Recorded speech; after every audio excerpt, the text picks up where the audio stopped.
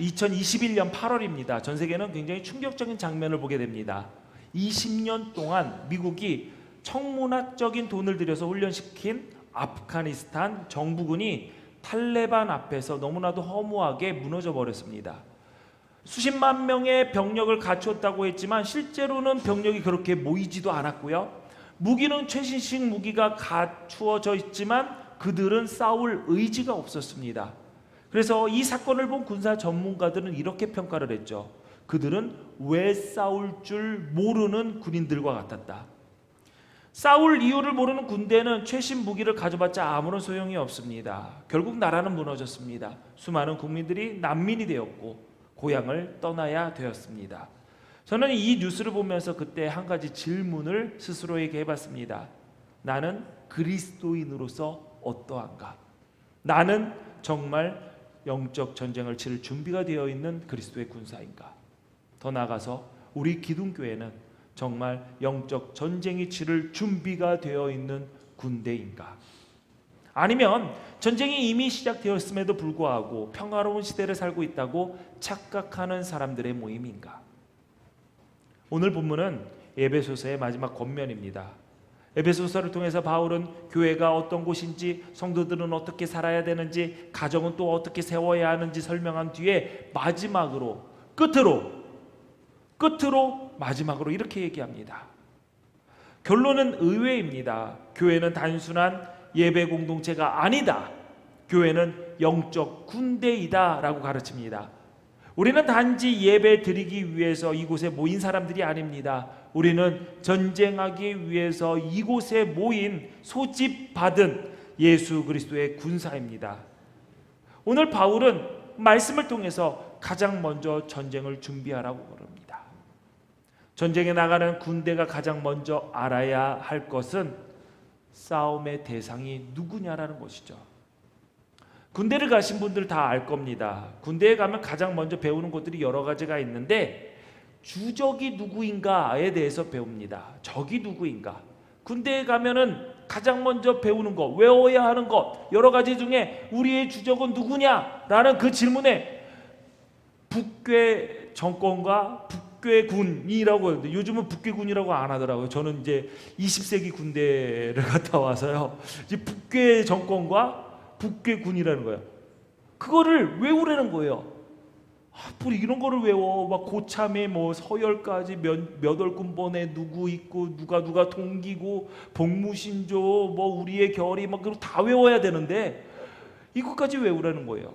그냥 어색해요. 북괴라는 말도 지금은 안 쓰는 말인 것 같은데요.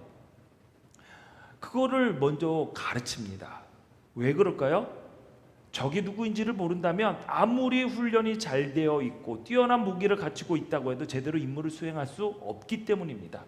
적을 모르는 군대는 결국 눈을 가린 채 싸우는 것과 다를 바가 없습니다. 영적 전쟁에서도 마찬가지입니다. 우리의 적이 누구인지 분명히 알아야 됩니다. 적이 누구인지 알지 못하면 싸워야 할 대상을 놓치고 엉뚱한 곳에 힘을 쏟게 됩니다. 아무리 믿음이 있고 열심히 신앙생활을 한다 해도 영적 전쟁의 대상이 누구인지 분별하지 못하면 승리할 수는 없습니다. 본문 12절 말씀 우리 같이 읽어볼까요? 시작. 우리의 씨름은 혈과 육을 상대하는 것이 아니요 통치자들과 권세들과 이 어둠의 세상 주관자들과 하늘에 있는 악의 영들을 상대함이라. 아멘. 아멘. 바울은 우리의 싸움의 대상이 누구인지 분명하게 말합니다. 영적 전쟁은 사람과의 싸움이 아니라는 것입니다. 물론 사람을 통해서 갈등과 상처, 핍박과 대응 뭐 이런 것들이 찾아올 수 있죠. 그러나 눈에 보이는 사람을 적으로 삼는 순간 우리는 영적 전쟁의 본질을 놓치게 됩니다. 하나님께서 우리에게 싸우라라고 하신 그 대상은 사람이 아니라 사람을 미혹하고 하나님을 대적하는 악한 영의 세력이라는 것이죠. 그런데 그 사탄이 제일 잘하는 게 무엇일까요? 속이는 겁니다. 속이는 거. 마귀라는 말은 원래 디아볼로스, 비방하는 자, 속이는 자라는 뜻을 가지고 있습니다. 그래서 예수님께서 사탄을 가리켜서 거짓말쟁이다, 거짓의 아비다 라고 말씀하신 것이죠. 사탄은 거짓을 진실처럼 보이게 만듭니다. 죄를 별것 아닌 것처럼 보이게 만들죠. 세상의 가치를 하나님의 뜻보다 더 좋게 속입니다. 그래서 결국 하나님에게서 멀어지게 만듭니다. 그래서 바울은 얘기하죠. 마귀의 간계를 대적하라. 마귀의 그 간사한 계략을, 그 거짓말을 대적하라 라고 말을 합니다. 사탄은 힘보다 속임수를 더 많이 사용합니다. 성도의 마음속에 이 정도는 괜찮아, 한 번쯤은 괜찮아, 다들 그렇게 사는데 뭐, 이런 생각을 심어주지요. 하나님을 따르는 게 복 받는 것이 아니야. 내가 우리 가족들과 시간을 보내며 함께 여행을 다니며 함께 좋은 거 먹으며 그것이 행복이지, 하나님을 따르고 하나님을 섬기는 게 무슨 복이야? 맞아. 그 거짓말에 그냥 넘어갑니다. 우리가 넘어지는 이유는 사탄이 강해서가 아니에요. 그 거짓말에 우리가 속기 때문이에요. 더 정확한 게 말하면 우리가 그 거짓말을 진리라고 믿고 싶기 때문인 거죠. 속고 싶기 때문입니다. 그래서 영적 전쟁은 분별의 싸움이에요. 하나님의 뜻이 무엇인지, 무엇이 사탄의 속임수인지 구별하는 싸움이 바로 영적인 전쟁입니다. 사탄은 쉬지 않고 우리의 믿음을 흔들려고 해요. 그렇기 때문에 성도는 늘 말씀으로 자신을 비추어야 됩니다. 기도로 깨어 있어야 됩니다. 영적 전쟁의 승패는 힘의 크기가 아니에요. 누구의 음성에 귀를 기울이고 믿고 있느냐에 달린 것입니다. 하나님의 진리를 붙드는 사람은 미혹을 이길 수 있습니다. 끝까지 믿음을 지킬 수가 있습니다. 그러므로 영적 전쟁의 첫 걸음은 적을 알고 그 적이 어떻게 우리를 공격하느냐를 알아서 분별하는 것입니다. 그러면 어떻게 사탄의 속임수를 분별할 수 있을까요? 답은 복잡하지 않습니다. 하나님의 진리 안에 굳게 서 있는 것입니다.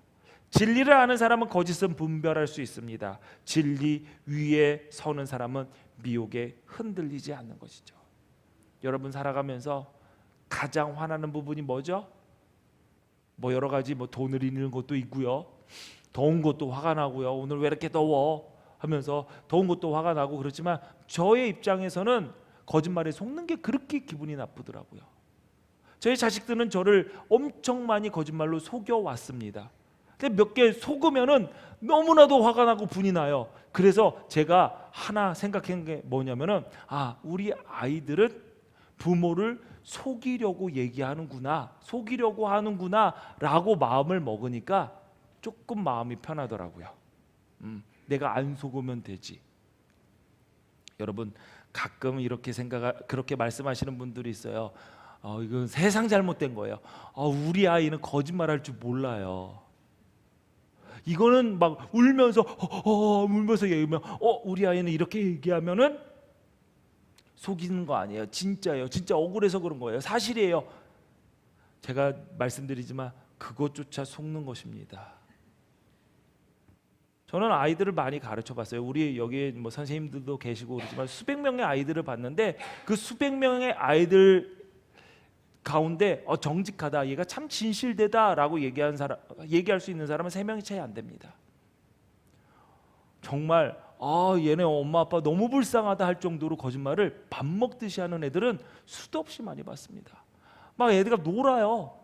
여자애인데 놀아. 근데 더 놀고 싶은 거야. 학원이 다음에 있어요. 다음에 학원이 있어요. 근데 아빠한테 전화할게. 놀재. 못 놀아. 나 학원 가야 돼. 어떡해. 더 놀고 싶은데. 그러니까 잠깐만 기다려봐. 내 아빠한테 전화를 해요. 아빠 들려. 왜? 나 너무 배가 아파. 학원 못 가겠어. 제가요 소름이 돋았어요. 초등학교 2학년짜리 여자예요. 여러분 이미 여러분 많이 속으셨을 거예요. 여기 뜨끔하는 애들도 있을지도 몰라요. 그러니까 그래 그럼 집에 가서 쉬어야지. 아빠가 좋아. 네. 근데 딱 끊고 알았어 나 집에 가서 좀만 쉴게 하고 딱 끊어요. 그러더니 야 오늘 안 가도 돼. 그래서 제가 옆에서 그랬어요. 거짓말쟁이.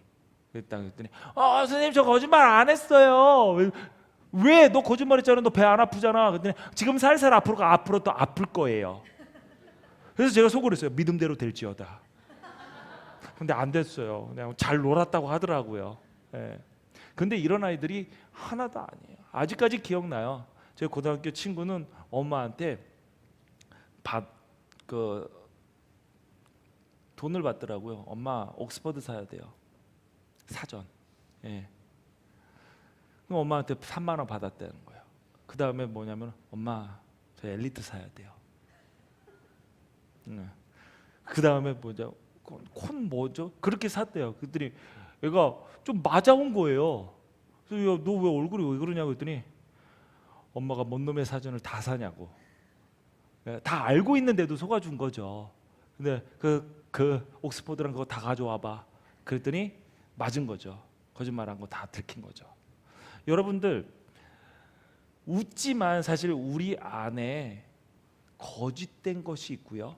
거짓된 마음이 있다는 거 잊지 말아야 됩니다. 누군가를 속여서 내가 이익을 얻고자 하는 거, 그게 아주 자그마한 거라도 있다라는 거 잊지 마세요.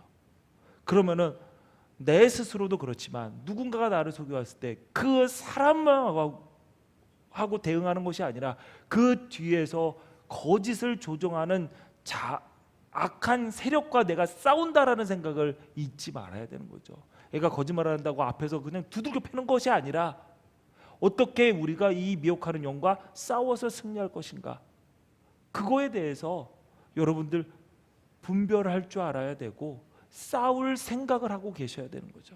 아, 애들 다 그래. 에이, 세상 다 그래. 나도 그렇게 살아왔어. 아니에요. 그렇게 살면은 나중에 나이 들어서 어떻게 되는 줄 아세요? 고집이 늡니다. 거짓말을 가지고 우겨요. 이게 진리라고. 왜? 내가 거짓에 속았다라는 것은 들키고 싶지 않거든요. 그래서 거짓이 진리라고 우겨댑니다. 여러분 그렇게 늙어가고 싶으신가요? 안 그러면 싸우십시오. 거짓과 싸우십시오. 거짓의 영, 미혹하는 영과 싸우겠다라는 일단 마음을 가지셔야 됩니다. 두 번째로 싸우려면 어떻게 되냐? 대적을 만만하게 봐서는 안 돼요. 많은 사람들이 실패하는 이유가 있어요. 능력이 없어서 실패하지 않아요. 상대를 너무 쉽게 보기 때문에 실패하는 것입니다. 우리나라 축구대표팀 이번에 월드컵에 가가지고 조별 예선 통과하는데 문제가 없다고 생각한 거예요. 어떻게 생각했죠? 비기든 지든 남아공 정도는 이길 수 있을 것이다. 보기 좋게 졌죠. 보기 좋게 졌어요. 슛 한 번 제대로 못 때리고 보기 좋게 졌습니다. 왜 그랬을까요? 보통 강팀이 약팀에게 지는 이유는 상대를 얕잡아 봐서입니다. 얕잡아 보고 준비를 덜 했기 때문이에요. 영적 전쟁도 마찬가지입니다. 우리의 대적은 결코 만만하지 않아요. 베드로전서 5장 8절에 보니까 근신하라 깨어라 너희 대적 마귀가 우는 사자같이 두루다니며 삼킬 자를 찾는다라고 했습니다. 사자는 배가 고프면 먹잇감을 포기하지 않아요. 끝까지 추격해요. 사탄도 그렇습니다. 배고파 우는 사자처럼 우리를 호시탐탐 노리고 있어요. 하루만 유혹하는 것이 아닙니다. 우리의 삶이 끝날 때까지 끊임없이 틈을 찾고 있어요. 여러분 하루에 일을 하는데 8시간 일하죠? 8시간이요. 초과 근무 하면은 뭐 10시간도 일하고 야근도 하면은 더 일할 수 있어요. 예? 오버타임 있죠? 뭐야 일 안 하세요? 워라밸 중요하세요? 워라밸도 중요하죠. 여러분 영적인 여러분의 인생에서 일에서는 워라밸 중요합니다. 워커홀릭들, 일 중독자들 몇몇 계시는데 우리 교회도 적당히 할 줄 알아야 돼요. 뭐 너나 잘해라 뭐 이런 식으로 보시는 것 같은데 적당히 하겠습니다. 저도. 근데 여러분 잊지 마십시오. 사탄은 영적인 부분에서는 여러분 초과 근무 아니요 24시간 깨어 있어야 됩니다. 왜냐하면 사탄은 쉬지 않습니다. 연차도 안 써요. 우리가 이 삶이 끝날 때까지 끊임없이 24시간 초과 근무가 뭐예요? 연중무휴로 틈을 찾습니다. 그래서 그 틈에 자기의 마술을 넣으려고 하죠. 여러분 이런 사탄을 우리가 만만하게 본다고요? 아닙니다. 사탄은 하나님의 아들 예수님에게도 광야에서 다가가 시험을 했습니다. 하나님 마음에 아파한 사람이라는 다윗에게도 다가가서 한순간의 방심으로 그를 큰 죄를 범하게 해서 무너뜨리게 만들었어요. 베드로는 장담했지만 예수님을 3번 부인했고요. 가룟 유다도 충성된 예수님의 제자로 능력 있는 예수님의 제자였지만 한순간에 사탄의 유혹에 넘어가 결국 예수님을 파는 배반한 제자로 되어버렸던 것이죠. 이처럼 믿음의 사람들도 방심할 때 다 넘어졌습니다. 그러므로 우리가 나는 괜찮다라는 생각 가장 조심해야 돼요. 선줄로 생각하는 자 넘어질까 조심하라. 나는 괜찮아, 나는 믿음은 지킬 수 있어. 가끔가다 그런 분들이 계세요. 나는 괜찮은데, 나는 신앙생활을 뭐 어떻게든 할 텐데 내 자녀들이 좀 걱정이 됩니다. 아니에요. 내가 제일 걱정돼요. 그렇게 말하시는 분들은 본인은 몰라. 본인이 이미 이만큼 넘어갔다는 걸 모르는 경우들이 있어요. 영적 전쟁에서 가장 위험한 사람은 약한 사람이 아닙니다. 자신은 절대 넘어지지 않을 거라고 생각하는 사람입니다. 저는 이거를 똑똑히 봤습니다. 어떤 분하고 얘기를 하는데 이렇게 얘기하더라고요. 조심하세요. 조심하세요. 그랬더니 뭐라고 얘기하는 줄 아세요? 아니, 내가 하나님의 자녀고 하나님께서 나와 함께 하시는데 그 사탄이 나를 넘어뜨릴 수 있을 거라고 생각합니까? 그거 무섭지도 않습니다. 일주일도 안 돼서 그냥 넘어져도 그렇게 파장 넘어진 거는 저는 처음 봤습니다. 여러분, 선 사람이 무서운 겁니다. 섰다고 생각하는 사람들이 무서운 겁니다. 자신이 절대로 넘어지지 않을 거라는 생각하는 사람이 영적 전쟁에서 가장 먼저 넘어진다는 사실 여러분 잊지 마십시오. 여러분, 끝까지 믿음 위에 선다라는 거, 끝까지 승리한다라는 거, 그래 내가 마음만 먹으면 난 잘해, 그거 다 착각이에요. 저는 교회를 개척하면서 뼈저리게 느꼈습니다. 제가 교회를 개척하고 이 기둥교회를 개척하고 기도하고 믿음만 가지고 열심히 기도하면 다 잘 될 거라고 생각을 했어요. 그런데 현실은 달랐어요. 아무도 없는 예배당에서 설교하는 날이 대부분이었습니다. 제가 빨간색 의자를 싫어해요. 왜냐하면 우리 교회 처음 개척했을 때 50개의 빨간색 의자가 있었어요. 근데 그 빨간색이 사라지지를 않는 거예요, 눈앞에서. 왜? 사람이 앉아가지고 맨날 성령 강림절이야. 우리 교회는 맨날 빨개. 아무도 없는 예배당에서 설교를 준비하고 너무 안 돼서 전도지를 가지고 가서 동네를 돌아다녀도 거절밖에 당하지 않고 새벽 예배를 혼자 드리며 기도하는 날 대부분이었죠. 그때 가장 어려웠던 것은 돈이 없어서도 아니었습니다. 사람도 아니었어요. 목사로서 끝까지 교회를 지키는 게 가장 어려웠어요. 빈 예배당에서 오늘 예배에 아무도 안 올 것이라는 것을 알아요. 왜? 우리 교회 교인들 10속간 안에 다 들어왔는데 연락 왔어. 안 온다고. 그러면은 아무도 안 와요. 왜? 그러면 사모님이 있지 않느냐? 애가 어렸어요. 애가 어렸어요. 뭐 100일도 안 된 애가 있었는데 어떻게 애를 데리고 움직일 수도 없는 거고. 그러니까 저 혼자 오는 거예요. 빈 예배당에서 아무도 올 줄 아는 것을 알면서 설교를 준비한 설교를 합니다. 혼자 찬양을 합니다. 혼자 찬송하고 설교하는 거 해보니까 와, 그거 진짜 어렵더라고요. 진짜 어렵더라고요. 새벽에 교회를 나가는데 기대가 되지 않아요. 왜? 오늘도 아무도 안 올 거라는 것을 알고 있기 때문에 그냥 나가는 거예요. 그거라도 지키지 않으면 내가 목사로서 무너질 것 같아서 제가 나갔어요. 그냥 아무도 안 오는 줄 알고. 그렇게 몇 개월을 지나더라고요. 그만 때려쳐야겠다. 하지 말아야겠다. 별의별 기도도 다 했고요. 그러니까 하나님께서 안 되겠나 봐요.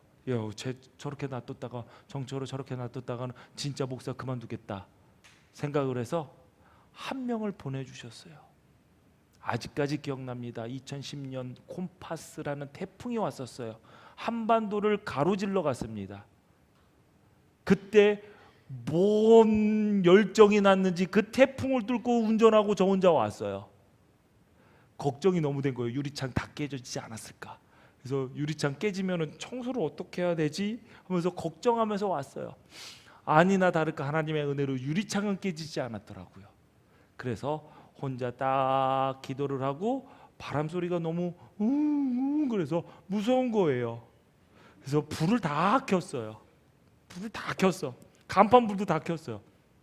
왜냐면은 또 간판에 또 태풍에 불 꺼진 게 있나 확인도 할 겸 켰습니다. 그러고 있다가 바람 소리 때문에 기도가 안 되는 거예요. 웅웅 돼가지고. 그래서 아유 설교 준비나 하러 가자 하고 이렇게 갔는데 유리문, 조그만 유리문에 이만한 눈알 2개가 이렇게 보이는 거예요. 누가 나를 이렇게 쳐다. 진짜 놀랐습니다. 진짜 놀랐어요. 저랑 눈이 마주치니까 그 눈알 2개를 가진 그 분께서 문을 열고 들어오는 거예요. 너무 무서웠어요. 한 50대 후반의 여성분이 살짝 말랐어요. 이렇게 쓰고 오는 거예요. 그러면서 뭐라는 줄 알아요? 새벽 기도. 예. 근데 그때 딱 그런 거예요. 뭐라고 얘기하지? 이미 새벽 기도 준비된 시간에 40분이 지난 거예요. 40분. 다시 설교를 해? 다시 인도를 해? 그래서 애매하게 저도 가만히 서 있고 그분도 가만히 이렇게 서 있으니까 주보 그런 거예요. 주보를 딱 줬어요. 그러니까 주보를 딱 보더니 그 자리에서 무릎을 꿇고 울면서 기도를 하는 거예요. 주님, 몇 개월 만에 처음으로 교회 문이 열렸는데 온전한 정신을 가진 분을 보내주셨어야지. 머리에는 여기 이파리 요만한 이파리가 여기 이렇게 위에서 보는데 올라와 있어. 태풍에 이제 낙엽 맞아가지고 붙이고 온 거지. 그러니까 제정신으로 안 보이는 거죠. 그러니까 제가 원망이 나오더라고요. 처음으로 우리 교회 문이 열렸는데 하나님 온전한 정신의 여자를 보내줘야지 삐친 여자 보내주면 어떡합니까? 그래서 가만히 저도 울고 싶었어요. 여기 울면서 주보를 이렇게 잡고 속으로 빨리 가라 무서우니까 달려들면 어떡해요. 일어나시더라고요.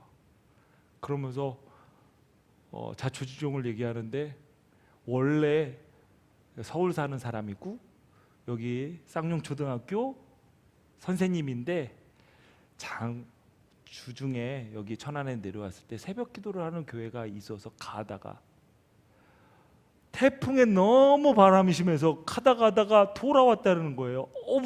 저기까지 못 가겠다. 근데 거리가 얼마 되지는 않아요. 그런데 못 가겠다 하고 고개를 딱 돌리는데 제가 아까 불 켰다고 그랬잖아요. 무서워서. 교회 간판이 보이더라고요. 어머 저기 교회가 있었네 하고 들어왔는데 아무도 없어서 사람이 어딨나 하고 이렇게 본 거예요. 저는 강대상 여기 밑에서 기도하고 있었으니까 안 보이고 그러면서 바람을 맞고 낙엽을 맞고 이렇게 보고 있었던 거죠. 사람이 없나. 그러니까 그 눈알과 저의 눈알이 만난 겁니다. 근데 왜 울었는지는 모르겠어요. 그렇게 그분하고 3년을 새벽 기도를 했습니다. 3년을. 추운 날 일어나면은 안 갔으면 좋겠다 하는 마음이 너무 간절했어요. 안 갔으면 좋겠다. 그런데 선생님 오시지 하면서 이를 꺾게 물고 일어났어요. 이를 꺾게 물고 가자 하고. 선생님도 오늘은 관절염 있으시거든요. 또 위암을 앓으셔서 말랐다고 그랬잖아요. 위암 치료도 하셨던 분이었기 때문에 관절염도 있고 그러니까 오늘은 추워서 무릎이 너무 아픈데 근데 목사님 혼자 오시니까 이를 깎게 물고 일어난 거예요. 그 이를 깎게 물고 서로 3년을 일을 하니까 이가 다 안 좋아진 거예요. 그렇게 했어요. 그렇게 3년을 버티면서 그분이 이제 은퇴를 하시고 다시 서울로 돌아가실 때 마지막으로 식사를 하는데 초밥 앞에 이제 횟집이 있어서 초밥을 먹는데 안 먹고 셋이 저희 아내랑 저랑 저희 선생님이랑 셋이 앉아서 울고만 있는 거예요. 계속 눈물만 툭툭. 지금 기둥교에 이렇게 서 있으니까 이런 스토리 하나도 없는 줄 처음부터 기둥교에 뚝 하고 떨어진 줄 알았죠? 아니에요. 저 버티려고 정말 노력했고요. 버티지 못할 때마다 하나님께서 한 명씩 그렇게 보내주셨어요. 그분 가고 나서 한 명 오고 주일날도 한 명 문이 열릴 때 무슨 천국 문이 열려서 천사가 오는 것 같아요. 그래서 지금 저의 눈에는 지금 다 천사들이 앉아 있는 거예요. 문이 열릴 때마다 저는 천사들로 보입니다. 저기 낯익은 천사들도 있고요. 한참 보이다가 한참 안 보이다가 다시 들어온 천사도 있고요. 처음 본 천사들도 있고요. 예. 하나님께서 저는 그렇게 생각해요. 야 정철호, 너 정신 차리고 흔들리지 말고 내가 목회 잘하라고 내가 한 명씩 좀 때로 보내주셨으면 좋겠는데 한 명씩 하나씩 보내줄게. 여러분 쉽게 얘기하더라고요. 목숨 걸고 기도하면 다 돼. 말이니까 그렇게 하는 거지. 말이니까 그렇게 할 수 있지. 그렇게 버티는 목사 제 주변에도 그렇게 많지 않았어요. 예. 저 어떻게 했냐고요? 혼자 했다고 생각 안 합니다. 저 그렇게 대단하지 않아요. 주변에서 저를 기도로 붙들어주는 가족들이 있었고요. 동역자들이 있었고요. 흔들리고 포기할 때마다 교회 문을 열고 들어와 주는 천사들이 있었기 때문에 여기까지 온 겁니다. 여러분 주변에 있는 여러분 옆에 분들 한번 보세요. 천사 어떻게 생겼는지 궁금하면 빨리 옆에 보세요. 예? 왜 안 봐요? 천사들이라고. 예, 이렇게 인사합니다. You are my angel. 예. 예. 믿음의 버팀목들입니다. 함께 싸워 승리할 전우들이에요. 그러니까 감사해야 돼요. 임사합시다. 함께 해주셔서 감사합니다. 함께 해주셔서 네 감사합니다. 본문 10절에 끝으로 너희가 주 안에서와 그의 힘의 능력으로 강건해지라고 그랬습니다. 너희의 힘으로 강건해져라 라고 말하지 않았어요. 주 안에서 강해지라고 얘기했어요. 우리의 능력이 아니라 주님의 능력이 영적 전쟁의 승리의 비결입니다. 그래서 바울은 얘기합니다. 하나님의 전신갑주를 입어라. 갑옷도 우리의 것을 입은 것이 아니라 하나님께서 준비해 주시고 입혀 주시는 갑옷을 입으라라는 거예요. 그러니 여러분의 자신을 믿지 마십시오. 하나님을 의지하십시오. 그래서 늘 내가 흔들리지 않게 내 주변에 믿음의 버팀목들을 붙들고 내 말씀을 붙들고 기도로 깨어 있어서 성령으로 의지하는 삶이 무엇인지 그 승리를 여러분들 맛보셔야 될 것입니다. 세 번째로 영적 전쟁에서 승리하려면 아군과 적군을 혼동해서는 안 됩니다. 사탄의 가장 교묘한 전력은 직접 공격해서 확 쓰러뜨려 버리는 것도 있지만 더 효과적인 방법, 아군끼리 싸우는 거예요. 혈과 육이 우리의 씨름은 혈과 육을 상대하는 것이 아니다라고 얘기했습니다. 혈과 육은 누구냐? 사람을 의미하는 것이에요. 다시 말하면 우리가 싸우는 적은 또 얘기하지만 사람이 아니라는 거예요. 그런데 현실은 어떻습니까? 사람을 적으로 만듭니다. 부부가 서로를 적으로 생각하고 부모와 자식이 서로 적으로 생각하고 직장 상사를 적으로 생각하고 동료를 경쟁자로 생각을 합니다. 심지어 교회 안에서도 그래요. 내 마음을 몰라주는 사람, 나를 서운하게 한 사람, 내 의견에 반대한 사람, 나를 시험 들게 하는 적으로 생각합니다. 그 사람과 싸우느라고 정작 적인 사탄은 놓쳐버리는 것이죠. 이게 사탄의 관계입니다. 성도들이 서로 사랑하지 못하게 만들고 교회가 하나 되지 못하게 만들고 서로에게 상처를 주게 만들면 사탄은 일하지 않아도 그 교회 공동체는 스스로 무너지게 되어 있습니다. 그래서 바울이 얘기합니다. 혈과 육이 아니다. 못 박아 얘기하는 거예요. 이 장면을 이 사실을 가장 잘 보여주는 장면이 있습니다. 사무엘상 17장에 나와 있는데요. 골리앗을 핏대로 한 블레셋이 이스라엘에 쳐들어왔어요. 전투하는 장면이 나와요. 이 전투에 다윗의 첫째 영, 둘째 영, 셋째 영이 참전을 합니다. 엘라 골짜기에서 양군이 대치를 하고 있어요. 대치를 하고 있는 상황에서 골리앗이 나와서 매일 아침 저녁으로 나와서 하나님을 모욕해요. 이스라엘 군대를 조롱합니다. 나와서 싸워봐, 나와서 싸워봐, 나랑 싸우자. 이 골리앗의 모욕에 이스라엘 군은 속으로 부글부글하지만 앞에 서 있는 그 거인이 너무 두려운 거예요. 그래서 40일 동안 그 아무 말도 못하고 그냥 말 그대로 시쳇말로 찌그러져 있었어요. 그 조롱을 다 당하고 있었어요. 그때 아버지의 심부름으로 그 전쟁터에 다윗이 갑니다. 형들 3명에게 좀 보양식 좀 전해줘라 하면서 음식을 싸서 보내요. 그러니까 다윗이 그쪽으로 가는데 골짜기에서 오늘도 아침에 골리앗이라는 저 키 큰 애가 우럭버럭버럭 소리를 지르는데 내용이 별로 안 좋아. 은혜롭지 않아. 그러니까 다윗이 화가 난 거예요. 이게 도대체 무슨 일이야. 자초지종을 물어보게 되는 거죠. 골리앗이 나와서 소리를 지르는데 이스라엘 군은 아무도 대체를 안 하니까 궁금해서 주변 사람들에게 물어봅니다. 그런데 이렇게 얘기하는 다윗을 본 맏형 엘리압이 다윗에게 화를 버럭 내는 거예요. 너는 어쩌자고 여기까지 내려왔느냐? 들판에 있는 몇 마리도 안 되는 양은 누구에게 떠맡겨 놓고 왔느냐? 이 건방지고 고집센 녀석아, 내가 전쟁 구경하려고 내려온 것을 누가 모를 줄 아느냐? 엘리압이 너무 예민하게 구는 거예요. 왜? 이해가 되어 40일 동안 당했잖아요. 40일 동안 찌그러져 있었잖아요. 그러니까 골리앗 앞에서 꼼짝 못하면서 쌓아놨던 화가 다윗 보이니까 다윗에게 다 퍼붓는 거예요. 근데 지금 누구랑 싸워야 돼요? 골리앗과 싸워야 되잖아요. 그런데 엘리압 형은 골리앗이 아닌 자기 동생하고 싸우는 거예요. 이게 사탄이 원하는 모습입니다. 싸워야 할 대상을 앞에 두고 자기에게 먹을 것을 주기 위해 아빠의 심부름으로 온 여기까지 전쟁터까지 찾아온 다윗에게, 동생에게 분노하면서 싸우려고 하는 것이죠. 그때 다윗이 어떻게 얘기했을까요? 사무엘상 17장 29절에 보니까 내가 무엇을 잘못했다는 겁니까? 물어보지도 못합니까? 다윗도 화가 났어. 다윗도 화가 났어. 자, 여러분이 다윗이라고 생각해 봐요. 그럼 어떻게 해요?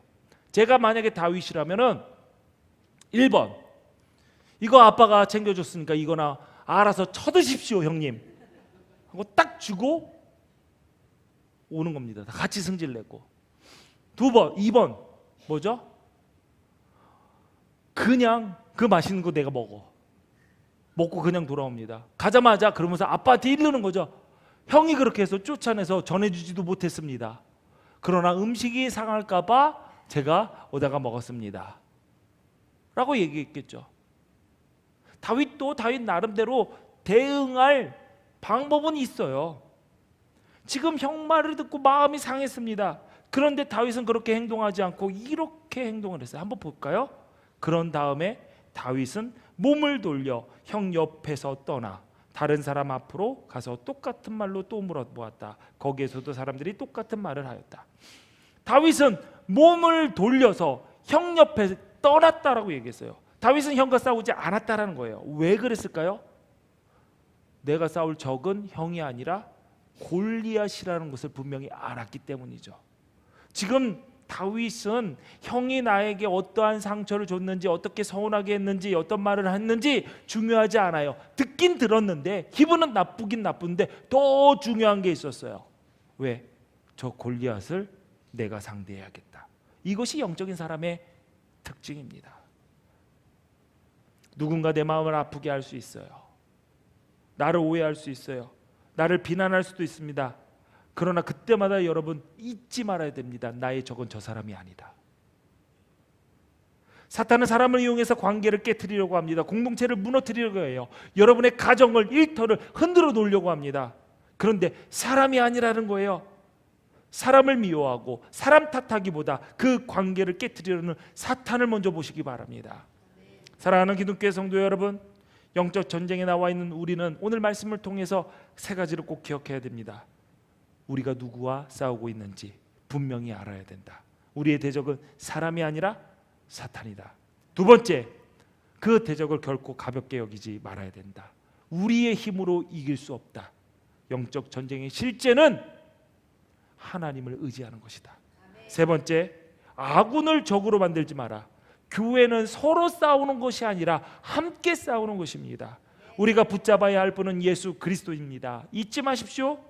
우리는 주 안에서와 그의 힘의 능력으로만 강건해질 수 있습니다. 승리는 우리에게서 시작되지 않습니다. 주님의 능력에서 시작됩니다.